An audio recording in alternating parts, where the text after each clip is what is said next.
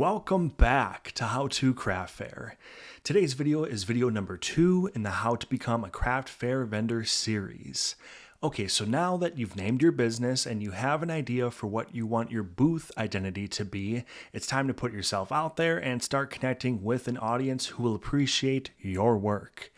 Okay, so as discussed in the previous video in the How to Become a Craft Fair Vendor series, you'll want all of your social media handles to match to make it as easy as possible for your audience to find you. So let's talk about the most common social media apps that you can join in order to start building a following.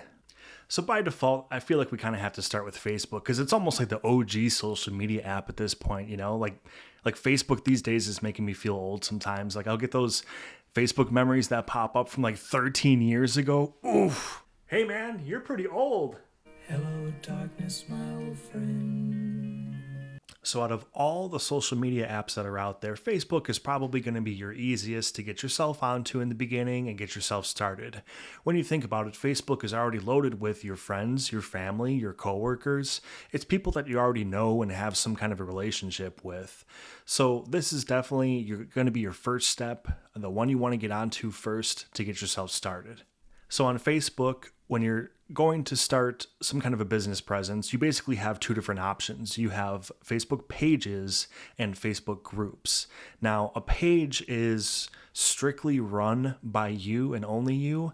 And generally, when you see a Facebook page, the only person posting on its timeline or its feed is the person who has that page. Okay, so it's more of just like a you to your audience kind of a situation. Whereas a group, on the other hand, it's definitely more of like, I don't want to say a collaboration, but there's definitely a lot more communication from your followers in the group. So you can post in your group just like you would as a page, but everybody that's in your group can also post as well. And personally, I find it a little bit harder to run a group as opposed to a page, just because of the fact that you have many different people posting, and you have to kind of be careful about what people are posting on your page, and you don't want them to kind of misrepresent you, things like that, So I would honestly recommend going with a page for Facebook. A huge benefit with a page as well is that it links to other social media apps like Instagram. So you can kind of get like a 2-for-1 deal where a lot of times if you make a post on Instagram or on Facebook, they can talk to one another, and it's basically like making one post for the two different apps. It just cuts down your work time. Okay, so the one drawback with Facebook that I want to talk about is that it does seem to have a little bit of a difficult algorithm to deal with. And if you're kind of new to this and don't really know what an algorithm is, it's that thing that basically makes sure that your posts are seen by nobody. Okay, I'm kidding. Well, so what an algorithm really does is that it's trying to identify patterns with your posting. Okay, so if you have a page, let's say about crocheting, right? And you talk about yarn and you talk about fabrics and textiles, and then you have, all the different elements of crocheting. If you keep posting about that, eventually, in an ideal world, the algorithm will catch on that that is what your page is about, and it's going to start suggesting your content, your posts to people who enjoy those kinds of things.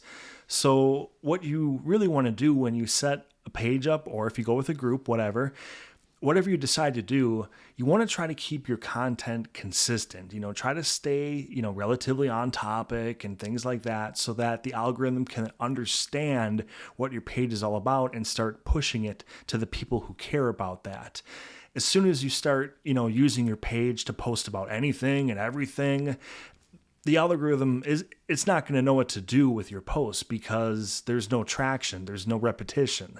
So that's essentially what an algorithm is ideally supposed to do in the ideal world. But however, with Facebook, it can be a little bit frustrating because even if you post on a consistent basis, kind of within your niche, your realm, sometimes it can feel like you're your stuff isn't being put in front of an audience. I mean, just to use myself as an example, my Facebook following is about 5,500 people. And when I go to make a post that's, of course, relevant to my page, I'll look at the metrics and the analytics. And, maybe the post will be shown to like 300 or 400 people out of, 5,500 followers. So sometimes it can feel a little bit challenging, but again, Facebook is a good place to get started with the people that the people who are going to be a little bit more invested than probably just, kind of like the casual stranger, so to speak. It's a good place to kind of get yourself up and running, get your foot off the ground, and, get started. Okay, so the next social media app that I want to talk about is Instagram. So Instagram has been around for a long, long time, very well established, of course. And my favorite thing about Instagram is its ease of use. Okay, so every profile that you go onto is basically exactly the same. It's a grid pattern, with pictures and videos and captions underneath with hashtags. And that's basically it for every profile. So it's very, very easy to use both as a content creator when you're making your posts, but also just to browse around and connect with people that are in your niche or whatever. So it's very easy to use as a creator and as somebody who just enjoys the app. So I would consider Instagram a must-have for photographers, illustrators, painters, people who draw, but I mean, really, I think anybody who attends a craft fair and makes their own items should be on Instagram, because Instagram is far and away the most visually focused of the social media apps. And when you think about craft fairs and the vendors who attend craft fairs, what are we doing? We're basically creating artwork, visual artwork. Okay, so if there's any app that this is going to do well on, it's probably going to be Instagram. So I would recommend going on there for that reason alone. But as I mentioned with the Facebook portion of this video, the nice thing is that those two apps are connected to one another. So when you post on Instagram, you have the option to share to Facebook. And when you post to Facebook, you have the option to share to Instagram. So they're connected. This cuts down your back end work hours significantly. So you don't have to worry about, posting each one individually. So this is a huge benefit of both of those apps.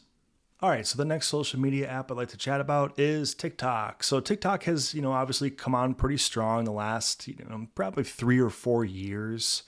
And while there are some concerns with its terms and conditions and things like that, I do find that it is a very, very positive environment as far as people's comments and the encouragement that I see on there. And, again, this is just in reference to my own page, and people's experiences might be a little bit different, but out of all the social media apps that I'm on, TikTok is actually probably the most engaging of all the apps. So people are very, inquisitive, and they ask good questions, and they leave good comments and things like that. And on top of that, it's probably the easiest to gather followers on. I've only been on there for really a handful of months now, but it's been really positive, So again, like I said, TikTok is fairly new.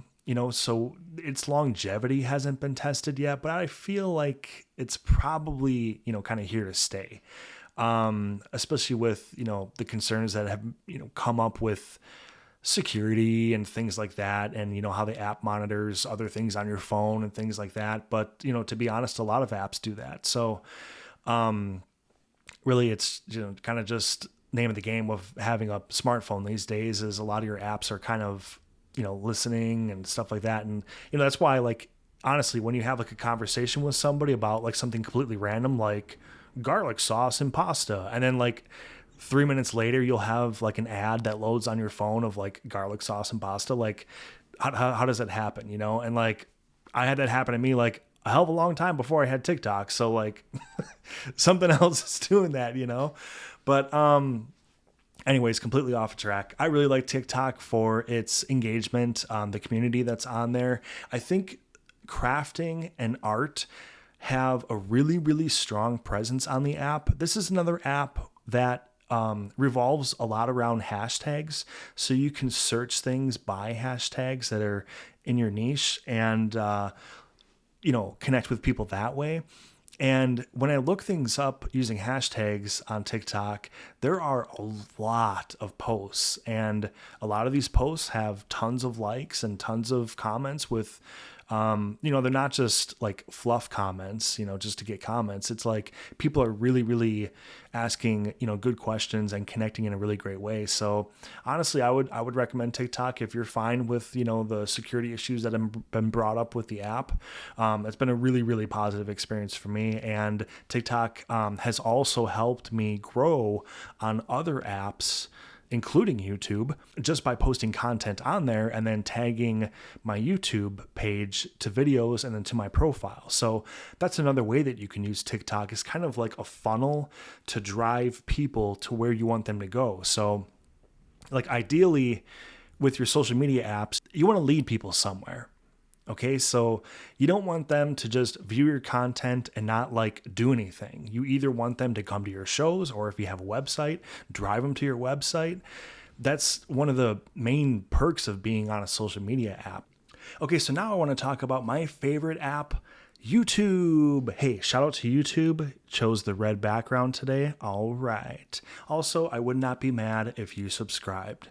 Okay, so YouTube basically has two different pathways as a creator. Okay, so you can create long format or long form content, which is any video that is longer than 60 seconds, or you can create short form content, which is videos that are less than 60 seconds and vertical in format like you would see on your phone. Okay, so there's two different ways that you can go as a content creator.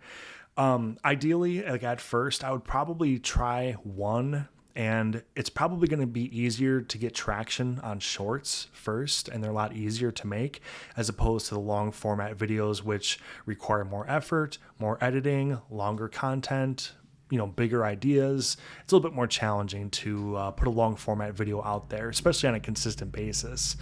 So the big appeal with YouTube Shorts is that if you create one vertical format video that's less than 60 seconds, you can actually post it to all 4 of the social media apps that we've discussed in this video so far.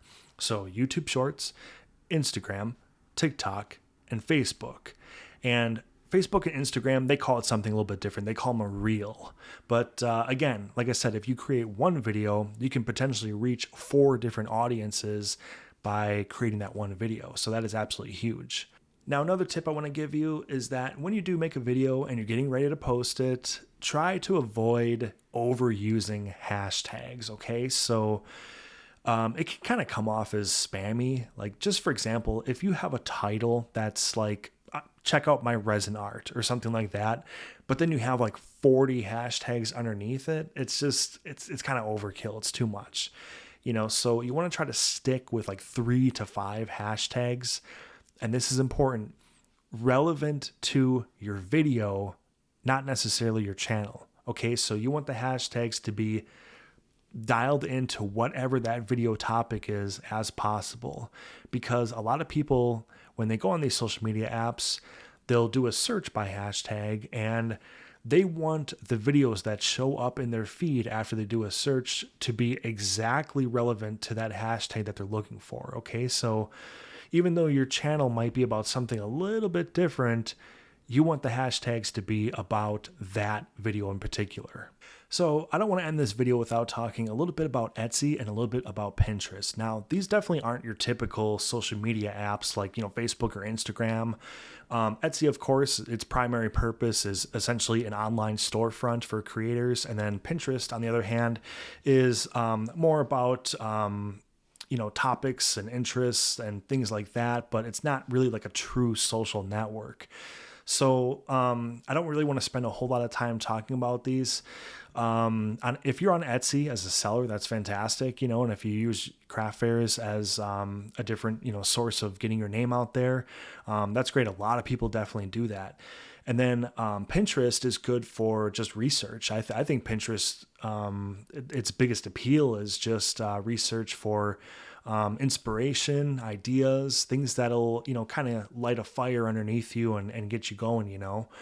But again, they're not really true social media apps in the sense that, Facebook, Instagram, TikTok, and YouTube are. So let me know which social media app you're on and why it showcases your work better perhaps than other apps that are out there. Also, this is the second video in the How to Become a Craft Fair Vendor series. Check out this playlist by clicking here, and thank you so much for watching. I appreciate you.